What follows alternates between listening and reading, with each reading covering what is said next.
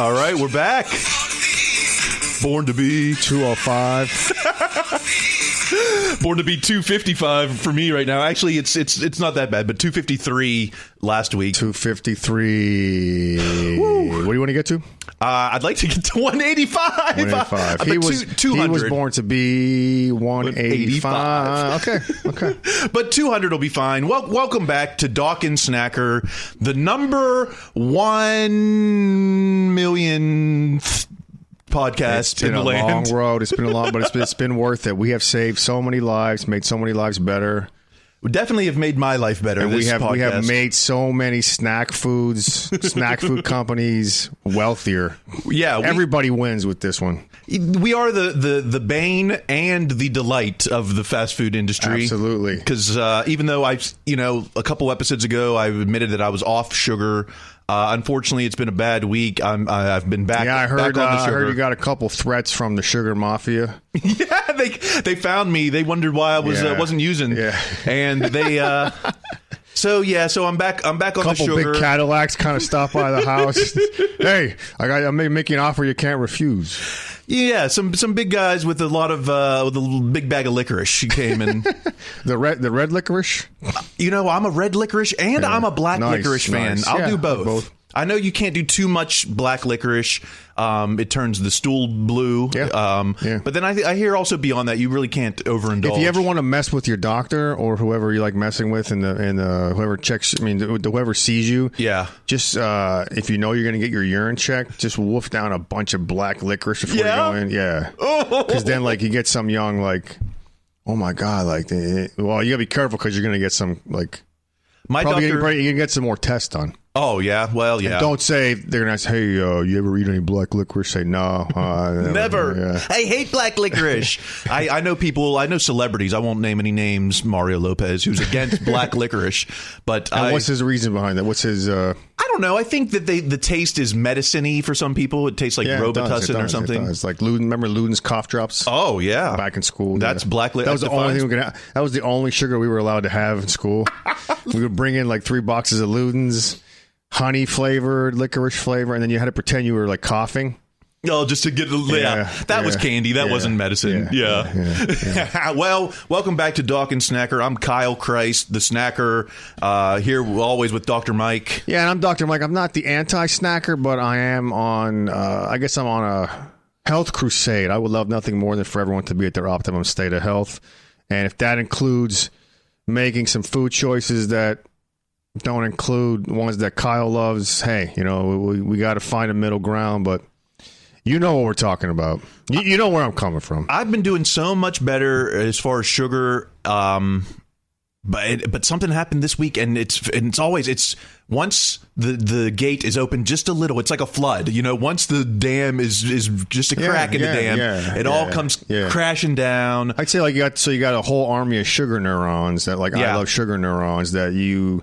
They're loud. They want. There's a bunch of wanters. They're a bunch of wanters. They want sugar. They're Spartans. They're like the 300. They can take on 1 million of the Greek warriors or whatever that story was. I didn't see it, but it was the Peloponnesians. I don't know. Peloponnesian War. Yeah. Someone's gonna know out there. And whatever side lost the sugar war, that's the side I'm on. Yeah. And it was just one little. What was it? I can't even remember.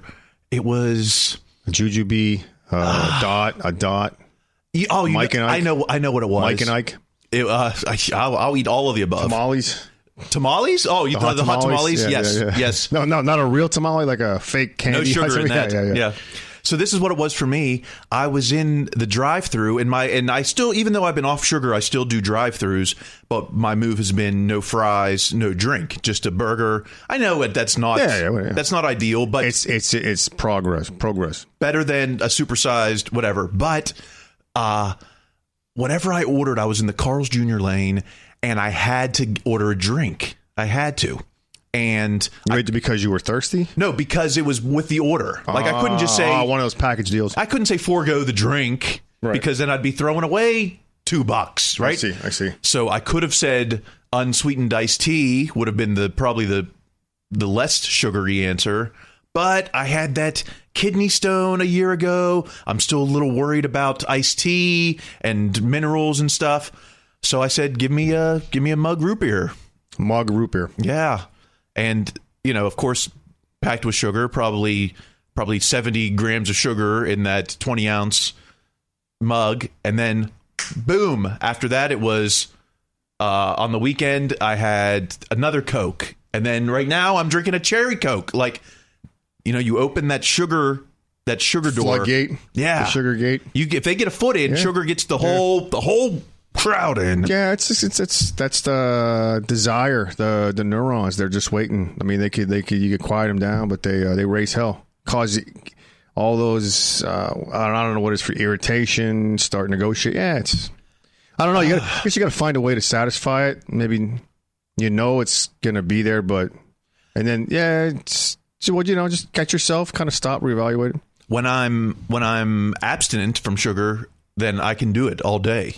I avoid it here. We're in the studio now. There's a candy dish over there. There is. I haven't dipped into that. That would have been gone. This is my workplace every day. That's from Halloween last year. There's some. I think there's some Valentine's Day candy in that. I think the Halloween might be gone. But where's that come from? Just random people? Usually Mario's kids. Mario doesn't feed his kids sugar. So after Halloween, after Valentine's Day, he takes it away from the house and brings it here because he knows that Kyle's going to eat it up. Yeah. But I've been good about it until this week. I did. One bright spot in breaking my sugar fast was that it's Shamrock Shake season. So, we talked about that last time. Yeah. So I went last night. I said, I've been eating bad. May as well get my Shamrock Shake in. And this year, McDonald's went a step beyond. They made not only just the Shamrock milkshake, they've made the Shamrock McFlurry, which I don't know if it's like a blizzard. So it's like ice creamy. Now, do they actually? I'm sure we talked about this before. Do they actually say milkshake? Because you got to be careful. And you know this from working there. Because they say the whole milk thing. Most of the time there's no milk in there. The milkshake mix, or I remember someone has a joke like they don't call it milkshake, they just call it shake. Yeah, exactly. Yeah, but Wendy started that stuff or something. Yeah. It is a mix. It's one mix feeds all. You put the same mix into the machine, soft serve ice cream machine. Yeah, and it doesn't look like milkshake, that mix, but something happens. But your brain could easily be tricked into your brain. You ain't asking any questions. Oh no! If you're into that, you're not like, I'm only gonna tab this milkshake if it's real milk. Maybe there are some people like that, but probably not gonna be at McDonald's. They're not gonna be questioning. Well, I've got bad news for all the Shamrock Shake fans and fanatics like myself. I got the Shamrock McFlurry, which for the first time is available, and I said this is great because I want. So first time ever. First time ever.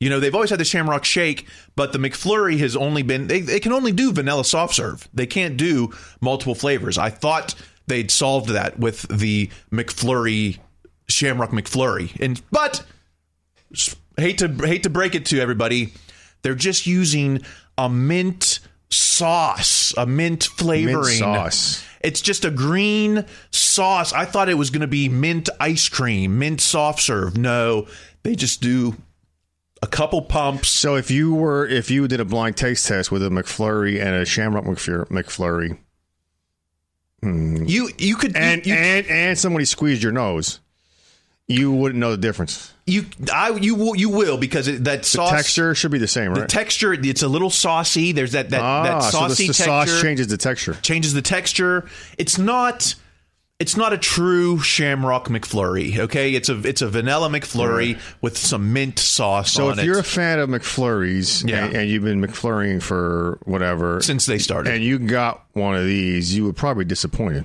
I mean, maybe it's a novelty because it's new, because it's green, and you're into you're dedicating your. But you probably wouldn't. Would it change you? It might not change everybody, but I'm a Shamrock. I'm a Shamrock purist, maybe. Okay. Maybe that's what it is. Okay. And I just thought that they had created a new product and not just put a mint sauce on the old product. Yeah. So we tried to do green Percocets a couple years ago for yeah, it didn't go over too well for St. Patrick's Day. Yeah, because the FDA said no. We need to see what's in that. No. Well, you get those leprechauns out from. We don't want you to have pain. Here, take some green Percocets. Whatever it takes. I mean, well, so that's been my week. And the latest, I don't know what you call this, changes in the snack world. We have some interesting, we got a couple. Here. This is a sound, a very appeasing sound. That's the wrapper of a Twix. Twix, cookie and cream. And Kyle noticed that the Twix made some changes. Let's talk about the changes that Twix made. And Twix is who? Twix Mars is and Mars, Nebraska, Nabisco. Twix is currently Mars. Okay, so Mars. The Mars company, the Twix product has changed. Let's talk about this. I mean, if you've listened to, I hate to, for a short plug here, if you've listened to my latest stand-up album, King Size, Kyle Kreis, I talk about candy prices on there. And, I mean, inflation hits all parts of the market. Affects all of us. Affects everything. Inflation. You can't buy a Cadillac for a nickel anymore, right? But candy, I think, is getting worse. I think it's ridiculous. Okay. Yeah. If milk all of a sudden jumped up $1 every 6 months, people would go crazy. Yeah. But here we are in the candy world. Not only are prices going up, but the size is getting smaller. They're killing us at both ends. So the value is lowered. So the value is lowered. Or the quantity, I don't know, value and quantity. Would you call it the value? So how would you say it's the amount of product or value, depending on your preference, that's your value judgment, no pun intended. Well, I think we're talking both. We're getting less value because it's costing more, and we're getting less product. Right. So if I want to enjoy it as much as I used to, I got to buy more at a higher price. Right. And now, do you think how big was the change in the Twix product? Well, let's break it down. Here I have here. Let's I'm going to get out the video so everyone can watch this on the gram. I've got here the original Twix, full size Twix bar. We've got this at 1.79 ounces. Okay. 1.79. 250 calories. This is a two Twix, the two left and right Twix. With a typical left and right again. 250 calories, 1.79 ounces. Now, newly introduced to the market, Twix Cookies and Cream, weighing in at 1.36 ounces. Ooh. 25% less. And it says on the packaging, 200 calories. So that's interesting. So my first thought is, look at this, less calories. Oh, look at this wrapper. It's shinier, different color. And you throw in the cookies and cream, so they probably say, well, no one's going to call us out on this. I'm going to call us out. I found it. And you say, it's just for the cookies and cream brand. No, this is a prophecy to come for all candies across all brands. The sizes are getting smaller. Yeah, they communicate with each other. I just don't.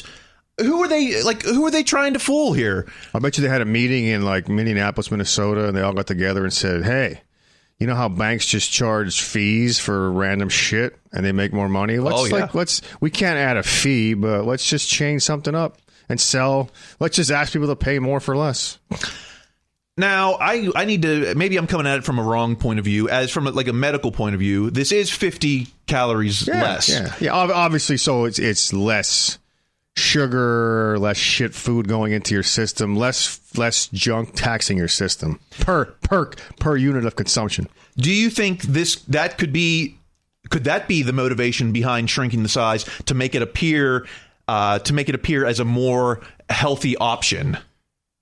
Not off the top of my head, because they probably would throw some shit on there, like some bullshit thing like less calories. They're not really bragging about that, huh? No, you had to actually go digging into that. Usually they I mean, it's been going on forever. It has been. Eat this and you get, It has been. Let me compare it with an Australian. I happen to have a Australian-sized Twix. From look, I got some connections. Some connections in Toluca Lake. Now, I'm looking at this in Australia. Not only do they use real sugar, so it tastes better than the Americans version. This size here is 72 grams, which is over 2 ounces. So not only is Australia getting bigger Twix than we are here in America, they're getting sweeter Twix with real sugar and not corn syrup. Right. So I would assume probably you just have one of those and you're good for the day. Over here in America, they want you to eat this, and you probably hope you crave more. Well, let's not go too far. One a day. I'm gonna have whatever. These are 79 cents right now, so I might have 3 of these. But I just want people to know it's out there. Okay, be aware of your candies. Yeah. They're getting smaller. If that's fine with you, if you think, hey, now I'm only eating 200 calories of Twix, maybe that's a good thing. Yeah, that's true. That's true. Is it going to get you to quit though? What will get you to quit? If these prices keep going up, I've already been priced out of a lot of different candies. Yeah. The 7-Eleven brand, like gummy bears and that kind of stuff, used to be 2 for $2. Yeah, right. Now they're $1.30 each, $2.60. So why am I going to spend 60 cents more? Interesting. So I don't buy that stuff anymore. So can you apply the same thing to cigarettes? This is kind of a different argument, but like cigarettes were priced up, right?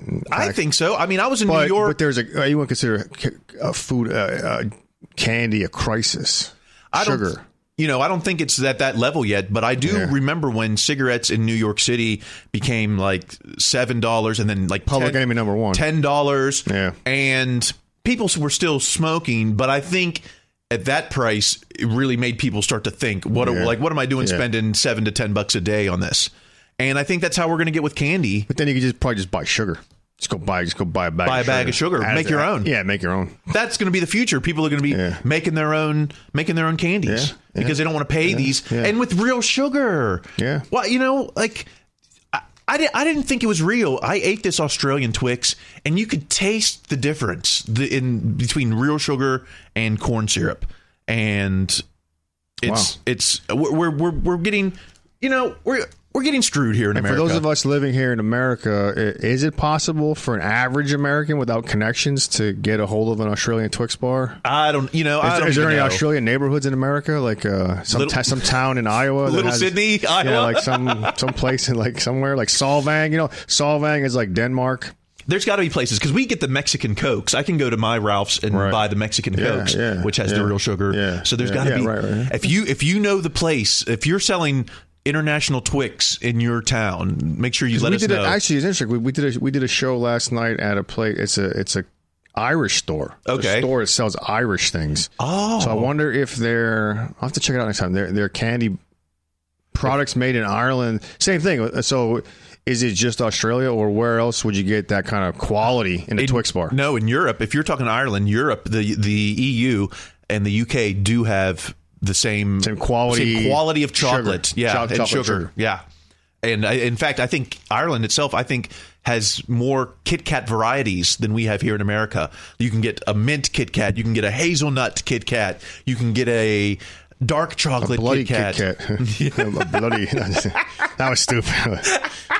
Hey, what a bloody Kit Kat, mate. Yeah, that's an angry one though. No, that's cool though. That's cool. So I've been furious. Would you maybe while we're here, should we even try this new Twix cookies and cream? Do you want to give it a taste test to see if it's? Well, you know what? Because I don't have anything to compare it to. Like, what would you compare it to? I'd love to compare it to a different either the other sugar. Next time, get a product like you just had with the Australian versus that one. I'd love to do that. Okay, well, I'll work on that. Because you know what's going to happen if I eat that, then I'm going to get out of here. I'm going to go drink beer. Then I'm going to eat more chocolate, and then it's going to be like here I am. I'm enabling. I'm trying to be an enabler to you. I'm trying to open your sugar. As polite as possible. No, thank you, sir. Okay, well, I will. I'll save this for. I'll put this to the side, and hopefully, your next concert, throw it out to the audience.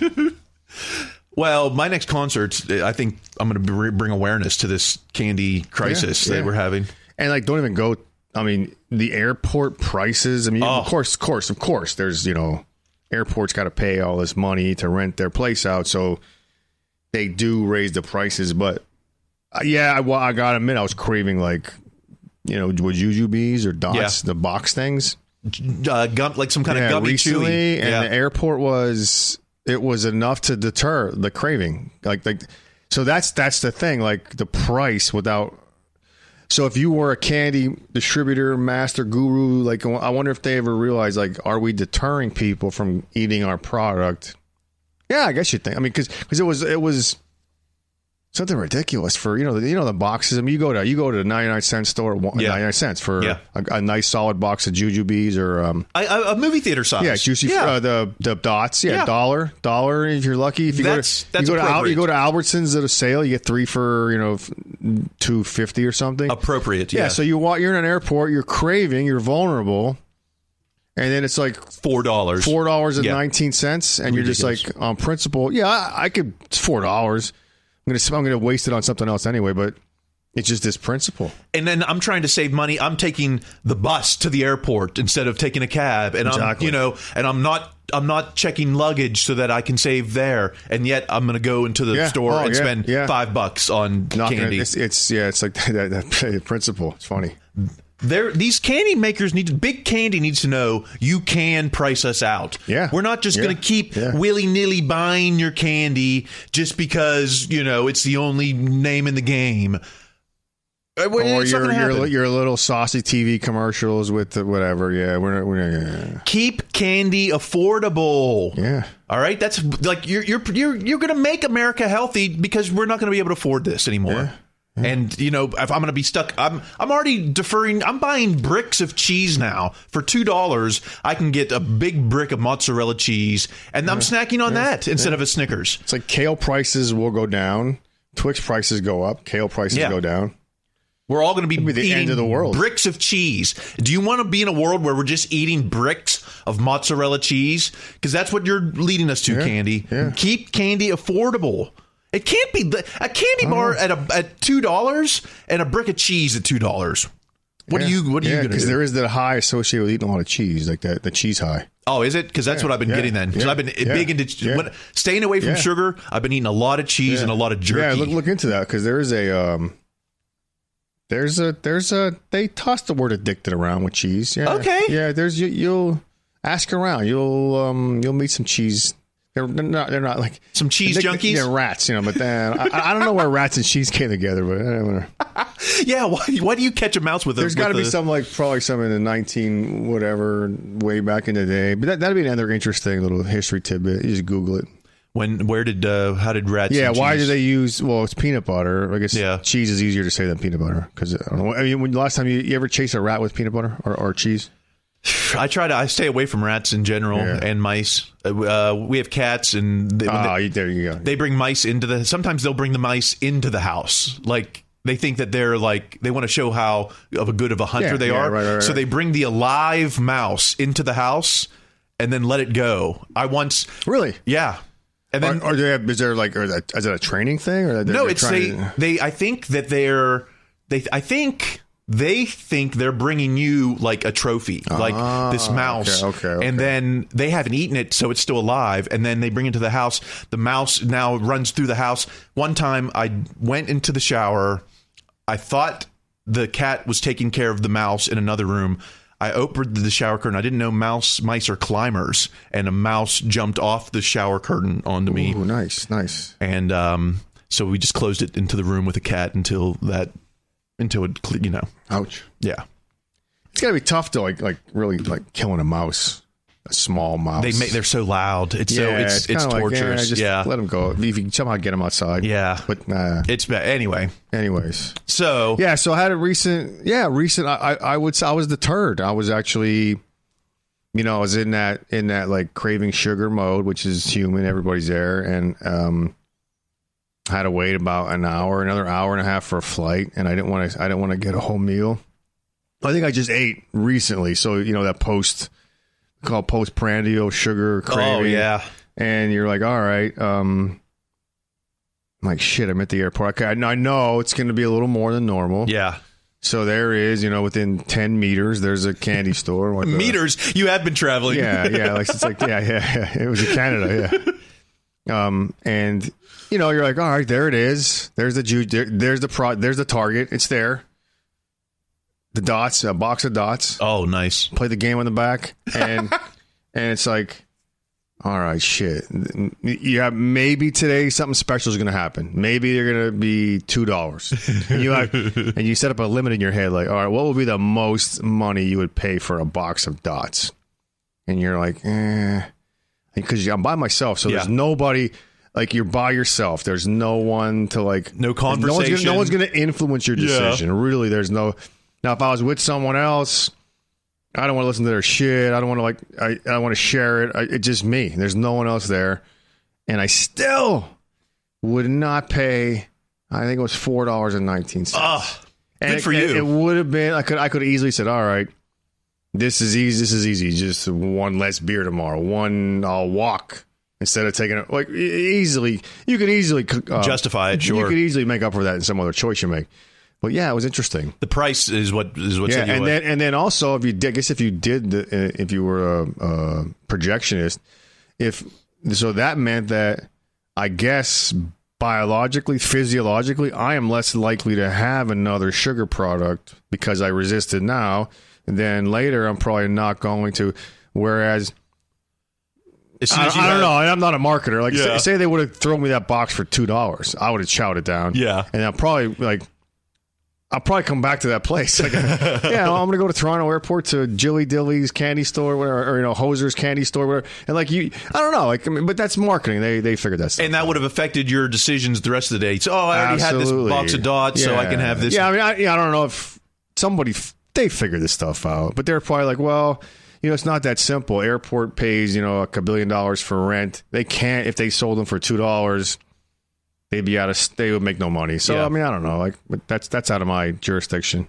But the bottom line was, if I was in, I don't know what, you're in the airport, you got a little more tolerance for a higher price because it's just the way it goes. Now, what if I was in, in Hollywood, walking down to CVS, I'm craving sugar, or going to CVS, and it's like, all right, what's your limits on that price there? How much would you, like, what's your yes-no factor on that one?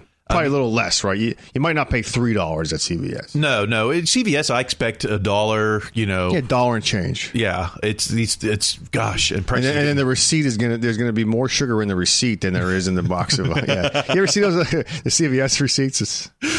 So in that situation, you didn't have anything, and then did the craving go away, or then how did you? No, you know what yourself? I think I did was I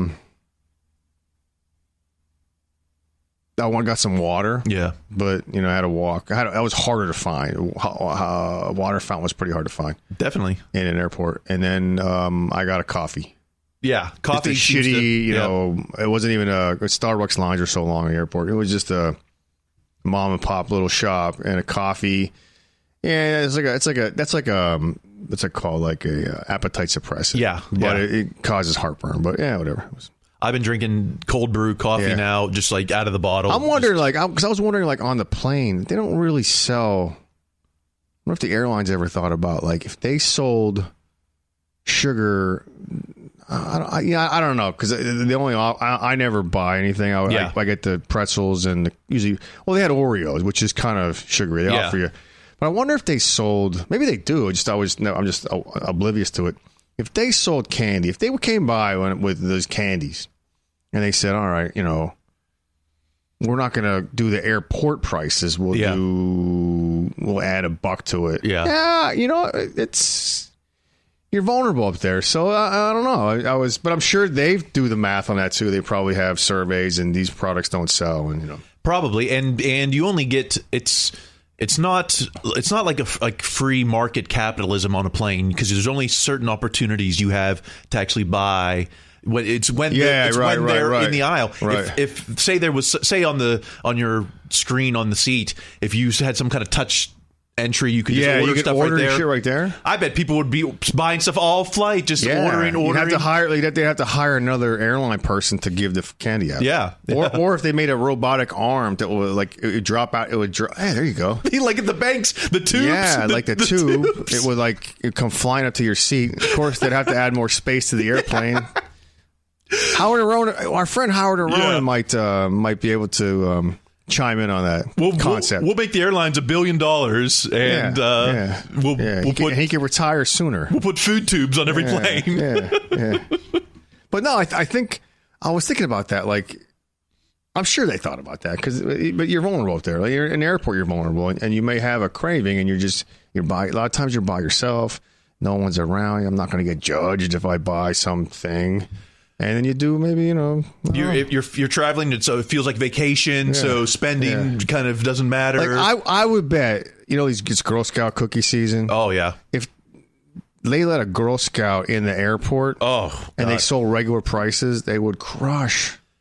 And hey, I bet you it's been tried, or I'm sure they've tried. It's probably some legal thing, but a Girl Scout with Girl Scout cookies would crush. It would turn into The Sopranos. You'd have competing troops, trying for the same space. You're on my territory. Yeah. But hey, look again. I know inflation. It happens. I remember when I was in, R.W. Clark Elementary School in the 5th grade. I could buy a box of Girl Scout cookies for $2. I would save my dimes from the school lunch. School lunch cost 80 cents. I'd spend $1, take the dimes, and then I would buy Girl Scout cookies.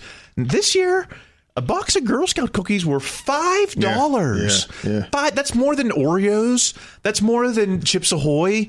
$5, and they're not. I mean, look. I'll bet you. Oh, this would be another interesting thing to do if you had an old box of Girl Scout cookies, I don't know, 10 years ago, and look at this. Yeah, you could probably just go online. Yeah. And did they change did the quantity or did the amount of actual cookie change? Oh, I bet. I bet those boxes are probably smaller. Kind of like the air in the chip bag kind of thing. Yeah. I would guarantee it that the boxes got smaller over time because it's just how the world works, I guess. I don't, Now, what if they sold Girl Scout cookies all year long in the store? Do you think it would still be? Oh, that whole familiarity breeds contempt thing. It might not work as well. Or scarcity makes it more desirable. Is there like the McRib syndrome or whatever? Yeah, that's stupid. Yeah, when I worked at McDonald's, they said, "Oh, the McRib doesn't make us money," even though whenever it comes out, people were like all about it. Yeah, McRibby. If you had it all year long, it wouldn't be profitable. Yeah. So maybe that's what Girl Scout cookies are. I don't know. At $5 a box, if they were here all year long, whatever. I don't know. We got to check up on maybe within a year. Like, see, is there? Well, first off, is there an accurate count? Is there a way to accurately assess the amount of the health effects of how we eat here? And I guess we kind of do. I don't know when I'll have to look it up. Like when the latest, they kind of check that out every so often. Like, how do you say, like, when you're looking at, 200 and what's the population? 300 million here? 330 million. Like, how do we say, okay, we're getting healthier? Like, what's the gauge? And that's epidemiologists do that kind of stuff. But, I don't know. I'm sure there's a report every year on somehow but it's hard to match up. Like, okay, if Twix lowers their size. Yeah. And then in 2 years, there's the number of patients with newly diagnosed diabetes type 2 drops 2%. Is it because Twix lowered the size? And what Twix could say, well, they can't say, since we dropped our size, not price, our size, the amount of people with newly acquired type 2 diabetes has decreased. And that's true. Yeah. But then we could say, is it because of that? Yeah. Then every candy maker. You could say, maybe, probably not. But you can't say, and then these people that are these marketers can find a way to throw that idea out there that may make you say, well, Twix is the healthy candy. Yeah, it's like the voodoo, like the Jedi mind tricks. Oh, yeah. I've been doing it. I've been doing that forever. Yeah, Kellogg started it. I think Kellogg's was one of the first. He's a cornflakes guy's an interesting story. Yeah, they're enriched or something. Enriched wheat, and he was the man. He was this character. There's been shows about that guy. Is more. We know him as this healthy cereal guy, but there was a lot to that. The cornflakes guy. I'm gonna have to look that up. I'm gonna find a historian to come in and talk about the whole how.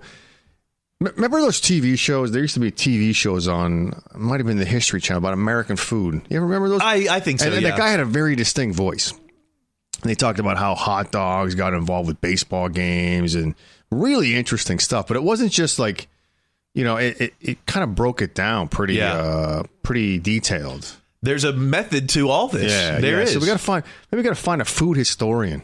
I like that. Just all day, just pick a topic. Or maybe have someone that we could use as a resource that we would just, like the minute we bring up Kellogg's, he or she, they know. They They're out there. There's got to be a food historian. I'm going to get on that. Yeah, we need an in-house food historian. Where it's kind of like non-judgmental. It's just kind of like it's not about good or bad. It's just this is how this staple of food in America became a staple, or like something like that. All right.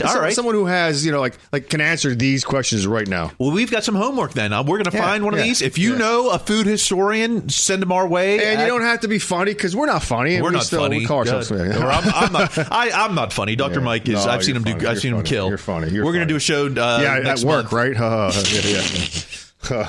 All right. Well, let's wrap this up. So, what's the verdict on the Twix? So we have eat it, beat it, or I don't know. I would say, I don't know, because I'm biased. I grew up with Twix. I like the Twix, but I would say beat it because ultimately high fructose corn syrup. I mean, it's high fructose. Pretty easy decision for me. I would say beat it.